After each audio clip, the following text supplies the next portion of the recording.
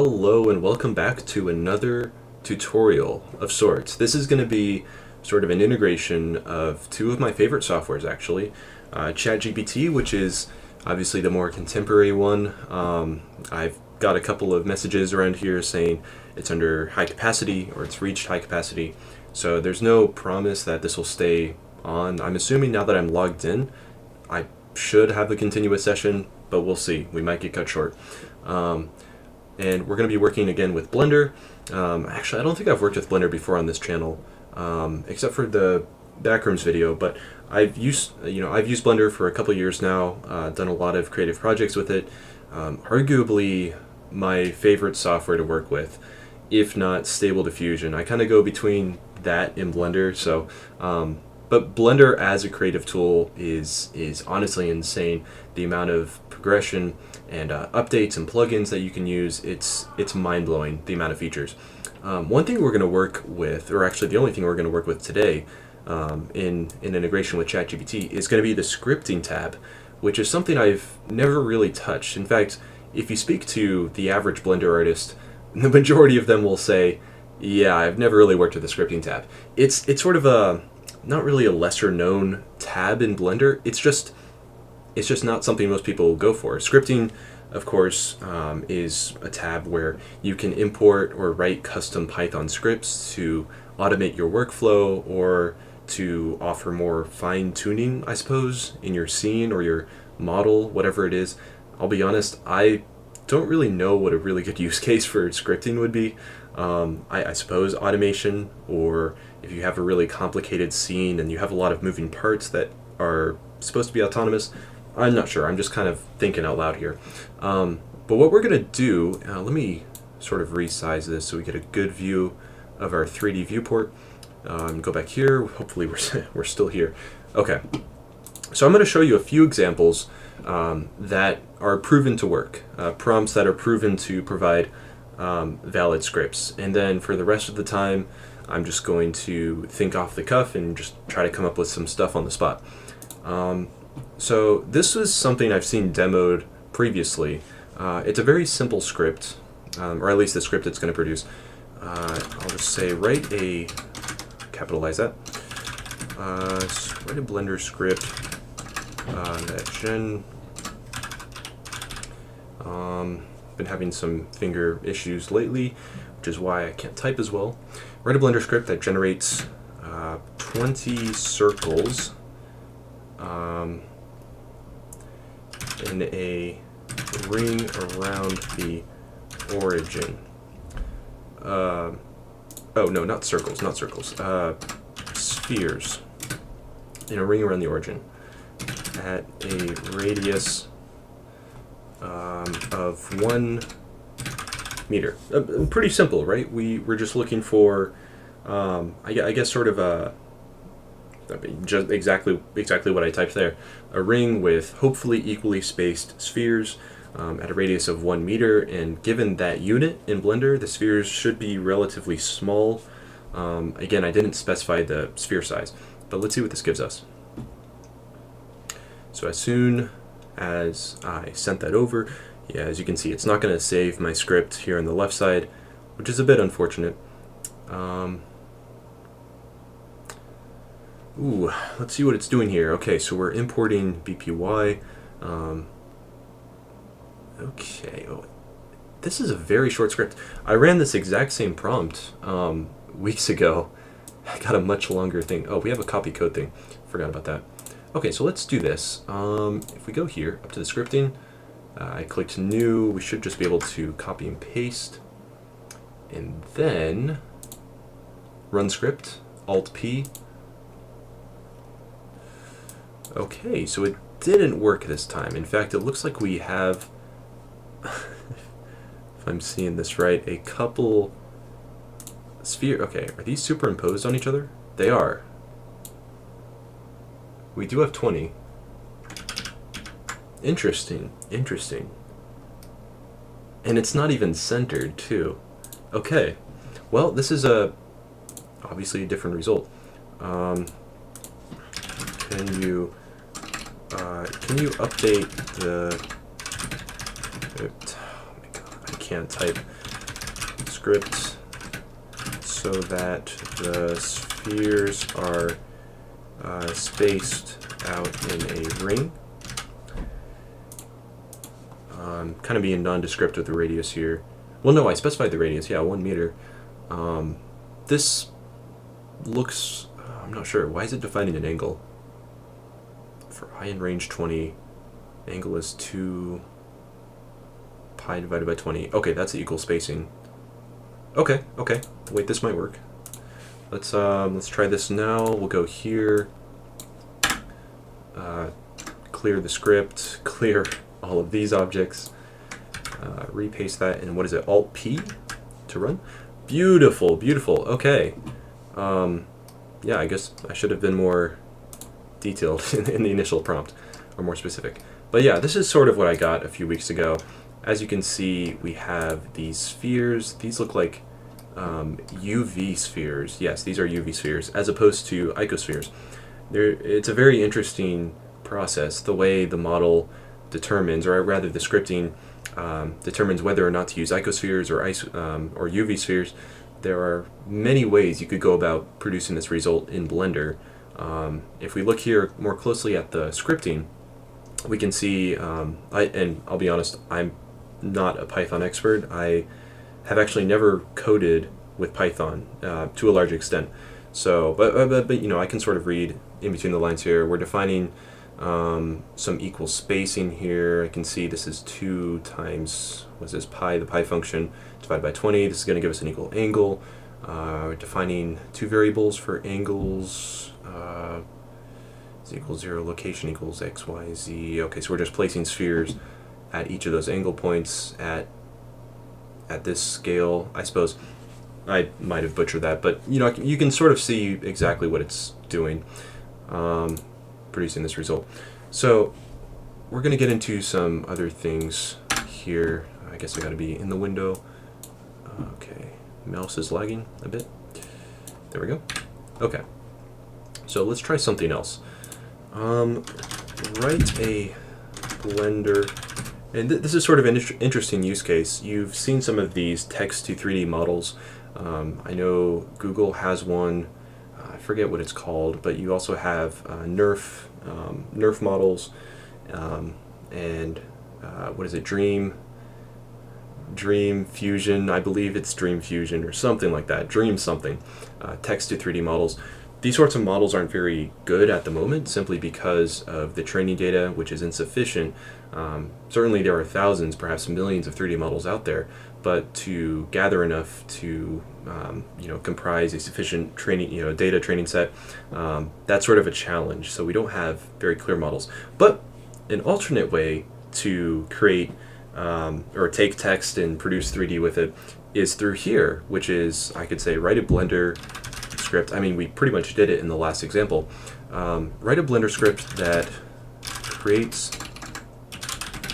a dog using primitive shapes. Just keep it simple. Now, I always get very wildly different results every time I use this prompt. Okay, we've got actual titles here. We have the body, we have the head. Create the ears. Okay, ear 1. It's creating the ears separately. It's always fun to see the model try to imagine what a dog looks like and then break it down into its basic features. Apparently, the ears are very prominent features of a dog. In fact, they're the 3rd and 4th. Then we have leg 1, leg 2. We should have 2 more legs. We'll see. These scripts tend to run a bit longer, of course. If I'm asking for an entire dog, you're talking about 10 or so primitive shapes if you wanted to get like the very basic shape of a dog. We got the tail there. Okay, that was it. So if we copy this code, and fair warning, don't get your hopes up. It's not going to look amazing, but if we go ahead and hit Alt-P, is it not running? Oh, there we go. Okay, interesting. You know what? This is actually the best result I've seen so far. This is genuinely surprising. The proportions are not the best, obviously, but in terms of object position, you can see the head. Let's go to the side view. We have perfectly, yeah, the units here are spot on, as you can see with the background grid. Hopefully you can see that these cubes are set to an exact size in accordance with the background grid. And also in terms of position, we have very flush connections here. The ears appear to meet at the top corner of the head, the top surface. Everything appears to be perfectly centered. Yes, yes indeed. The legs, the front legs are disconnected, which is interesting. The tail is just a centered square. Everything's cubical in nature, which is surprising. I've had it use different shapes. One time I got like a sphere, or it's like an oblong for the head, which is an interesting choice. Here we have more of a voxelated version. But honestly, kudos to the model. This is the best, it's the best result I've gotten so far. If I were to look at this, not knowing that it was AI generated, that it was just some random voxel art, who knows? I probably would at some point say, oh yeah, that's a dog. Or that'd be my second guess. First guess, I'm not sure. But not bad at all. Okay, so those are some of the previous prompts I've used. So let's try to come up with something a little more challenging for the model. This happens every time. I'll keep pushing the model to more and more complex scenes, and eventually it'll break. It'll return some errors. The nice thing about Chat GPT is it can troubleshoot errors simply through speaking to it. You're like, hey, I got this error. You copy the error code, feed it back into the model, and most of the time, I'd say 80% of the time, it is able to successfully troubleshoot that error on the first try. Otherwise, you're just going to find yourself iterating through more and more prompts, and sometimes the error won't be resolved, at which point you might as well just give up, because the model, Chat GPT isn't optimized for this kind of thing. It is optimized for code completion and code generation, but not really in this sphere as much. The fact that it's able to create Blender, coherent Blender scripts at all is honestly fascinating and impressive. So, okay, let's go with some more complicated shapes. We've only been working with superposition and differently positioned primitive objects, but what if we use some more tools in Blender? Say for example, an extrusion, or how about a Boolean? Let's do a cube. Write a Blender script that creates a cube with a cylindrical hole through the center. Now, the quickest way to do this in Blender manually is, of course, to create a cube, import a cube on your own, import a cylinder, then select the cube and apply a Boolean modifier with the cylinder as the driving object. Simple as that. Then you apply the modifier and boom, you have your cylindrical hole. So this is going to be a multi-step process for the script. I'm not sure if it'll do it successfully. Okay, we're on the right start. Create the cube. Good. Localize to the origin. Perfect.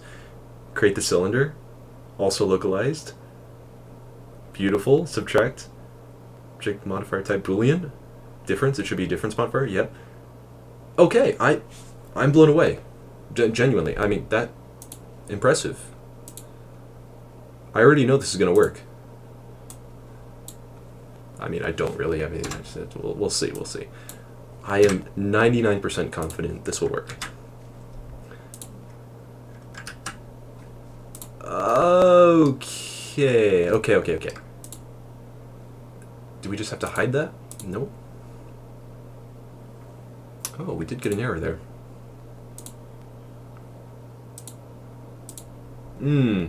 Okay. So, okay, not quite. I got my hopes up. We have... This looks right up to this. I didn't read these last two lines. Maybe that's why. It looks right up to this point. We were initializing a Boolean. We have a difference modifier applied with the cylinder. Apply as data. I'm not sure what this line is doing. Can we manually finish this process? If I go over to the modifier, we can see there's nothing in the modifier right now. If if I go here, Boolean, I select, whoops. Why can I not select the cylinder? There we go. Difference, fast, apply. Now if we hide that. Okay, one issue might be that these surfaces are coincident. And when you're normally doing a Boolean difference, you want to have the object that's creating the cut to be longer or larger than the object that is being cut, so as to allow for, you know, no clipping. You have this sort of weird clipping going on because both surfaces are coincident. You remove one, you still have that surface, the other surface. So what we could do actually is go here, SZ, I'm just going to Shift Z. So you see how I have a bit of, it looks like a Lego piece. You have a difference in height, and this should hopefully, you can just finish the process manually. This is a very simple thing in Blender. Now if I delete that, there we go. Yeah, so we got our hole. This is what I would have expected to see, but it got most of the way there. It set everything up nicely, at least. Okay, last thing, I don't want to make this video too long, just showing you kind of some of the things that this is capable of doing. Last example is going to be an animation, actually, which I've never tested before. So this will be interesting. Write a Blender. I always feel like I should capitalize this too. I don't know if it makes a difference, a huge difference, but I'm assuming it does, because I mean, obviously it's not going to be like, what, do you mean a kitchen blender? I'm sure it would know that it's the 3D modeling software, but anyways, I digress. Write a Blender script that animates a cube translating 1 meter to gotta be specific with the language here. Write a Blender script that animates a cube translating 1 meter on the x-axis, where the animation is 5 seconds long. So pretty low hopes for this one. We're asking it to cover a whole new tab in Blender, which is the animation tab. I'm assuming it actually might be able to do it. Like, for example, one thing I wouldn't expect this to work very well with would be the textures tab in Blender. Creating a procedural texture, I feel like that would be a challenge. I'm going to try that though. I'll try that later. And certainly, you know, after seeing this, hopefully you're inspired to push the limits on your own. If you work with Blender, if you're an avid Blender user, I encourage you, if you can get onto Chat GPT, assuming it's not down, try to run some really interesting scripts, like something so out of the box you wouldn't expect it to work. You might just be surprised. Alright, here we have a cube. This is pretty default. This is the default cube size. We've got our unit size, location at the origin, titled cube. We have our frames initialized 1 to 250. Now by default Blender is, I believe, 24 frames per second, so 250 frames divided by 24, that's not going to be 5 seconds long, but it's okay. Insert path cube location plus equals 1, so we're incrementing a whole meter. We're just going 0 to 1. I feel like this does not look like, yeah. Again, low hopes, but we'll see. Okay, Alt-P. Okay. Well, I mean, it's off-center. Now we have to go here to layout. Wait. Oh! Okay. Wow. Alright. Not bad. Genuinely. Why did I think... Oh, don't. Why did I think that wouldn't work? Move the cube location X... Oh, okay. So it's interpolated. I forgot animation is often interpolated. So it just created 2 keyframes. I cannot, my camera is covering the bottom left of the screen, so I can't see on the timeline there. Well, maybe I can. Oh, okay, yeah, you can. So it just created 2 keyframes at keyframe 0 and 250, and Blender has a built-in interpolation where the steps, each frame is just going to be equally split between these 2 positions, so that's why the cube is moving so slowly. But the fact that it works is impressive. Yeah, so you can animate stuff with Chat GPT in Blender. That is crazy. I wonder if it can rig and automate characters now. That's something I want to try. But anyways, I'm going to close or pause that rather. That's all I'm gonna do for today. Hopefully, this is inspirational. Take it, you know, take take some inspiration. Do your own sort of experiments. I would love to see what sort of things you can do in Blender or any other creative software. Honestly, like drop a link in the comments if you're making your own videos. Would love to check it out. This thing's only going to get better. Hopefully, I mean, I hear they're releasing a professional version of ChatGPT, which will have a pricing tier. Hopefully, that's not too high. We'll see. We'll see what happens. There's a lot of action going on here with OpenAI and the capacity, server capacity right now. There's a lot of confusion, a lot of questions, but who knows? That doesn't change the fact that it's still an amazing software. You can do so many cool things with it. But yeah, I'll leave you guys with that. Thanks for watching. Leave a comment, leave a like, please, and I'll see you next time.